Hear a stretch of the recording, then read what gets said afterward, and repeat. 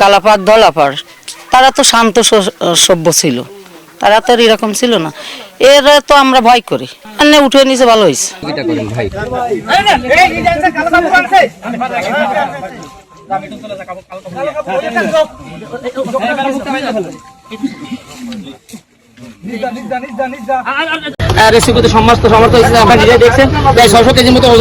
গতকাল রাতে এই বিষয়টি নিয়ে আমাদের বাগেরহাট জেলা প্রশাসক স্যারের কার্যালয়ে সকলের সম্মিলিত সিদ্ধান্ত মোতাবেক এই কুমিরটিকে আপাতত কিছুদিনের জন্য অপসারণ করে এই দিঘি খানজাহান আলী দিঘি থেকে নিয়ে সেটা খুলনার বয়রায় রেস্কিউ সেন্টারে রাখা হচ্ছে। পরবর্তীতে আমাদের দিঘির সার্বিক পরিস্থিতি চিন্তা করে কোথায় সেটিকে রাখা হবে সেটা পরবর্তীতে আমরা আপনাদের জানাবো।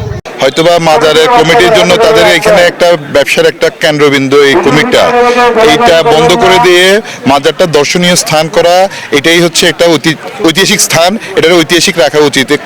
মানুষের জান নিয়ে খেলা, এটা হচ্ছে জান নিয়ে খেলা। কালাপাড় ধলাপাড় ছিল, ওরা তো এখন আর নাই, তো সো এখন একটা দামি দিয়ে এটা করা ঠিক না। এটা একটা ঐতিহাসিক স্থানে থাকা ভালো।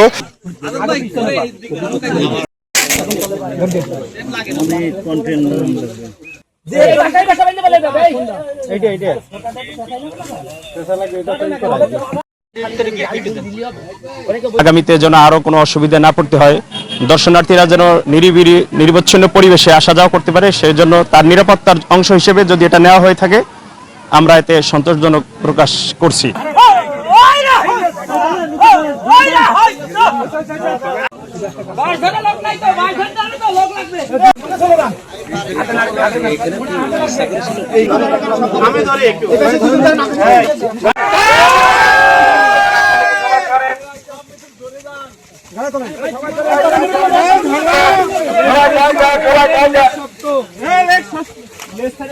মাথা মতো থাকছে না একদমই